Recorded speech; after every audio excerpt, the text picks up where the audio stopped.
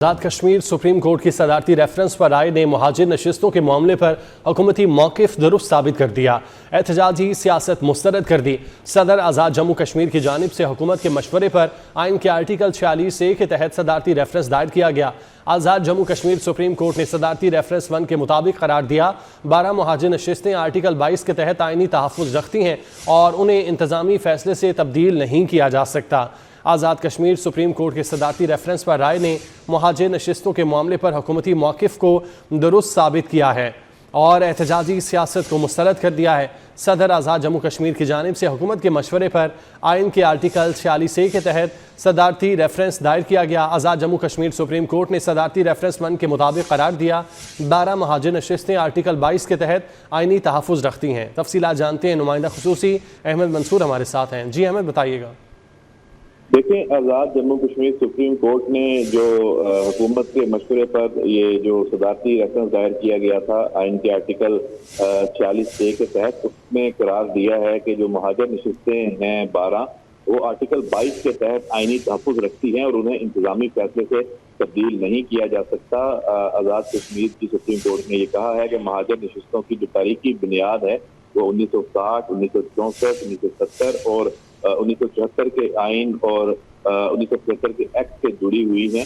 आज़ाद Jammu Kashmir supreme court के मुताबिक मुहाजिर नशिस्तों में किसी भी तब्दीली के लिए आर्टिकल 33 के तहत आइनी तरमीम नागुज़ीर है। और आज़ाद जम्मू कश्मीर सुप्रीम कोर्ट ने यह भी करार दिया है कि आज़ाद कश्मीर में फैसला कौन कुव्वत सड़कों पर एहतजाज नहीं बल्कि आइन की बालादस्ती है। और सुप्रीम कोर्ट ने हुकूमत के इस फैसले की तौसीक की है कि बाकी मानदा आइनी मामला मुंतखब असम्बली के सुपुर्द किए जाएं। अदालत ने वाज़ेह किया है कि आइनी तरमीम अवामी मैंडेट, पार्लिमानी बहस और आइनी तरीक़ाकार से ही मुमकिन है।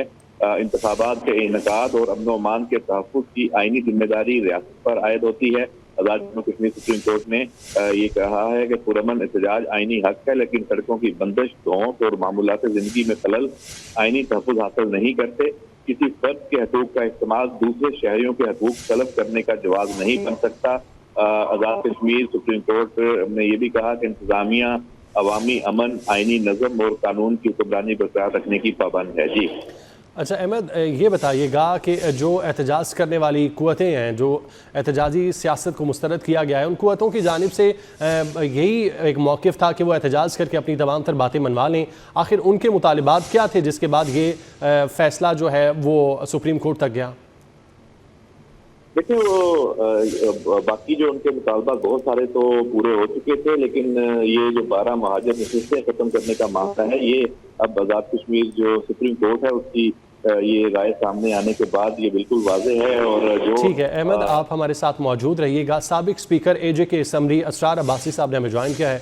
बहुत शुक्रिया सर आपका वक्त देने के लिए। मुहाजिर नशिस्तों के मामले पर हुकूमती मौक़िफ़ दुरुस्त साबित हुआ है, आप कैसे देखते हैं? 46A के तहत सदारती रेफरेंस दायर किया गया था। जी, ये बात तो बड़ी उस वक्त भी आयां थी। ये तो जो एक्ट आपका 74 है उसमें भी बड़ी क्लियरली एक बात थी। बल्कि मैं समझता हूँ कि आई वॉज द फर्स्ट कि जिस दिन कायम मकाम प्रेसिडेंट ने ये रेफरेंस भेजा, मैंने उस वक्त कहा था कि ये क्वेश्चन ऑफ लॉ है ही नहीं, क्योंकि ये ऑलरेडी आइन में आपके एक्ट में क्लियर है। असम्बली की सीटें कम होना ज्यादा होना ये असम्बली का काम है। ये जो रिप्रेजेंटेटिव है असम्बली के अंदर, उनका काम है वो उसको कम करें या ज्यादा करें। ज्यादा ये रेफरेंस कैसे भेजा गया, मैं समझता हूँ, मुझे उस पर मैंने सबसे पहले इसकी मुखालफत की कि आपको ये रेफरेंस भेजना ही नहीं चाहिए था। बल्कि इनके साथ नेगोशिएशन जो हुई, मुझे उस पर भी हमेशा एतराज रहा कि आप गैर मुंतखब लोगों के साथ, गैर मुनासिब लोगों के साथ इतने बड़े लेवल पे आप जो मुज़ाकरात कर रहे हैं, इससे कल मसाइल आपके बढ़ेंगे। आपके असम्बली के अंदर लोग मौजूद हैं, वो उनको ख़राब करके इनके साथ मुज़ाकरात करना ये एक और पहलू है। लेकिन थैंक्स सुप्रीम कोर्ट के उन्होंने मज़ीद इसको क्लियर कर दिया कि ये प्योरली जो क्वेश्चन ऑफ पॉलिटिक्स है, क्वेश्चन ऑफ फैक्ट है, ये क्वेश्चन ऑफ लॉ नहीं है। ये काम असम्बली का है कि उसने नशिस्तें कम करनी है या ज्यादा करनी है। अच्छा, ये जो बात सर ये कहिएगा कि ये नशिस्तें आखिर जो एहतजाजी अनासर हैं ये तब्दील करना क्यों चाहते हैं? मुहाजिर नशिस्तों पर उनको क्या एतराज़ हो सकते हैं? देखिए कोई इशू नहीं है, इनको ये मालूम था, ये एक बात हमेशा सबके जहन में रहनी चाहिए कि ये वहां पर आज़ाद कश्मीर के अंदर जहां एक पुरअमन माहौल था, इसको खराब करना चाहते हैं। इनकी नीयत में यही है। इनको ये मालूम था कि ये असेंबली जो है ये इन नशिस्तों पर बात नहीं करेगी, क्योंकि पहली बात यह है कि इनके पास, इस असेंबली के पास ये मैंडेट नहीं था। दूसरी बात यह है कि ये बहुत आखिर में जाके एक वक्त में ये क्वेश्चन जो है वो उठाया गया, तो इनको ये मालूम था कि ये मामला हल नहीं होना और इसकी बुनियाद पर हम जो है वो अवाम में एक फसाद, एक इंतशार जो है वो क्रिएट करेंगे। मुझे तो यहाँ तक पता चला है कि ये जो नेगोशिएटर थे इनके साथ, ये तो इनसे यहाँ तक बात करते रहे हैं कि जी कम कर देते हैं, बढ़ा देते हैं, इधर कश्मीर काउंसिल में भेज देते हैं। ये गैर जरूरी बात थी जिसकी वजह से ये लोग आगे बढ़े। इनसे ये बात होनी नहीं चाहिए। आप कर भी देते, आप 12 से 6 कर देते, आप इन 6 को भी जो है वो कश्मीर काउंसिल में भेज देते। इनका फिर अगला कोई एक और मुतालबा आता है। इनका काम इंतशार है, इनका काम वहाँ का सिस्टम तबाह करना है। और ये तो आप बहुत खुली बातें हैं कि ये किसके एजेंडे पे ये लोग काम करें, सारे नहीं, बस सबकी बात नहीं करता। इसके मुख्तलिफ कंपोनेंट्स हैं इस जो एक्शन कमेटी है, लेकिन उसमें बहुत सारे वो लोग जो के बिल्कुल इस सिस्टम के, स्टेट के, पाकिस्तान के, मुस्लिम उम्मा के मुनकर हैं, वो कहीं से और से खेल, और ये तो बड़ी क्लियर बात है।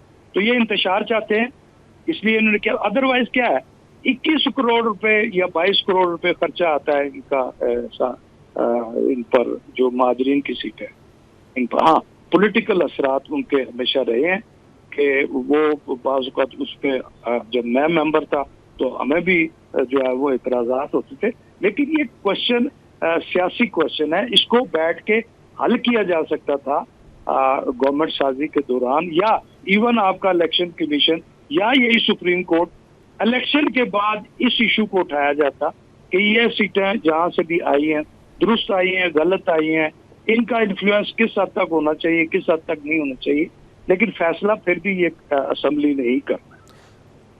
ठीक है, बहुत शुक्रिया असरार साहब आपके वक्त के लिए। नुमाइंदा खुसूसी अहमद मंसूर हमारे साथ मौजूद थे, तफसीलात बता रहे थे। आपका भी शुक्रिया।